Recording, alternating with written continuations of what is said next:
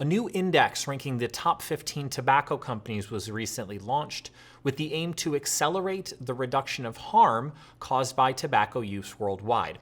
I'm Dom Garrett, and this is your Tobacco Harm Reduction Update. The Tobacco Transformation Index was launched last week with the mission to accelerate change in the tobacco industry by monitoring and critically evaluating the actions that either support or impede tobacco harm reduction. The index is a project from the Foundation for a Smoke-Free World, an independent nonprofit organization that was launched in 2017 with the mission to end smoking in this generation. The foundation says that this is the first step in what they call their industry transformation strategy. And I should also note here that the Foundation for a Smoke-Free World is among VIDA News' financial supporters. I sat down with David Janazzo. He is the EVP of Operations and Finance at the foundation, as well as the head of that industry transformation strategy. What exactly is the Tobacco Transformation Index? The index is a tool. It's a tool that has been used successfully in other industries, never before in tobacco. We think it can work here. And it is one vehicle to accelerate transformation toward tobacco harm reduction. We feel it's a complementary effort. It's not all-encompassing. It will not solve all of the problems, but it is a complementary effort working in concert with others, which we feel can bring about or stimulate bringing about the necessary change. What does success look like for this? Well, success is playing a role and contributing to the acceleration of reduction in harm caused by tobacco use.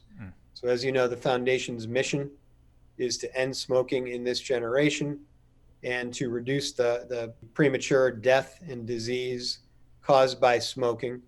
The industry transformation strategy is one part of the foundation's overarching strategy, which incentivizes the companies to take more and faster action responsibly toward tobacco harm reduction. Can you dive a little deeper into what some of those actions actually are?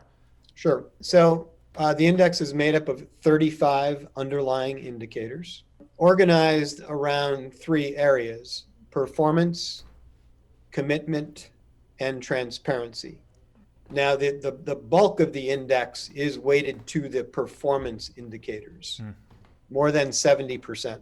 And that is organized around their sales, their investments, how they're allocating their capital, and their products. We also look at what they're selling where to differentiate between lower middle income countries and higher middle income countries. The commitment and transparency indicators, 25, a little less than 30%, relate to company strategy and management. And then we also look at primarily disclosure around marketing policies and also lobbying and advocacy performed by the tobacco companies. So the idea is to have a balance. Yeah. The idea is that it's both quantitative and qualitative, but we're definitely weighting toward the quantitative and performance measures while balancing it with some commitment and transparency measures. Over the course of the last 2.5 years, what do you think has been the biggest for you, just looking at harm reduction, the industry, all the different players? What's been the biggest surprise for you? I think in working on this project, for all the great work that has been done in tobacco control over the years, decades, with all that great progress, I'm struck by how much more needs to be done. We're at the cusp of change. There is, I think, what didn't exist 10 and 20 and 30 years ago is the technological change that has the ability to separate a lot of the harm relating to the combustion from the products and to the user, and that there's an opportunity there. Some are open to that opportunity, others are not. 9 of the 15 companies have no commitment, no strategy toward tobacco harm reduction. So a long way to go.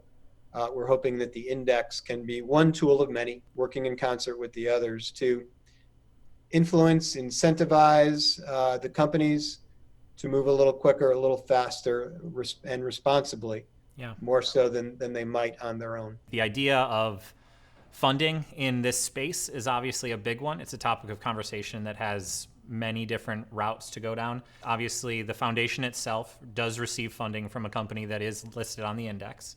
I guess to anybody that is apprehensive of the quality or the ranking of certain companies based on funding, can you give any level of assurances on that sort of a thing? Sure, I can do that. And this was an issue that came up at every one of these stakeholder dialogue sessions. This is sensitive work. Frankly, we know we'll be criticized by some parties for this. But what I would say is we're not hiding from the fact that the foundation sponsored the Tobacco Transformation Index. And that PMI is the funder of the foundation. We're not hiding from that at all. But I can say that we have very carefully constructed and orchestrated the process to build credibility. Ultimately, the proof will be in the index in itself. The index was created openly, building on extensive global stakeholder consultation over the course of 2019. 8 meetings, 7 countries. We interacted with 150 to 200 stakeholders, and we listened. This is not a black box. This is not a secret sauce. The index design methodology is fully disclosed and will be updated. When we made it publicly available in May, we asked for public comment, and we received some, and we've consulted with experts as well. And that helped to finalize the design. And we've documented those interactions, the input we received and the response to it. We have 2 lead consultants. The consultant group, Sustainability, led the stakeholder dialogue up front, and at the back end we'll conduct a post-publication review. And also managed the advisory panel, independent advisory panel. Euromonitor International, leader in analytics, managed the index making process. The engine, the data engine, the analytical engine was created by Euromonitor. And the foundation did not touch the data. I did not have any access to the data. I did not have access to the scoring. I saw the outputs. But the foundation did not have its hand in the index making process. A group of outside people, non-tobacco, business, academics, that we recruited along the way, played a role not in the index making process, not in the technical side of it, but observing the process and the execution.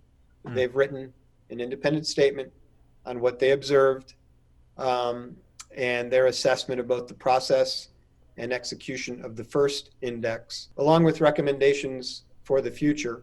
And frankly, I'm very proud of that statement. I'm very proud. I'll let you all read it and make your own conclusions. But as I look back over this 2+ year journey, I'm proud of what they observed and what they were willing to attest to in this statement. If you question the nature and the basis of the index, look at the data, look at the findings, but look underneath, look at the design. And my commitment is to release as much of the underlying data as possible, and then we can let any and all make their own estimations and conclusions on how we did. As I mentioned, the index is publicly accessible, and it is available now. You can find that at tobaccotransformationindex.org, and we will make sure to link that in the comments down below. We will be following the potential impacts of this index, so make sure to follow us at VIDA.news so you do not miss any of those updates.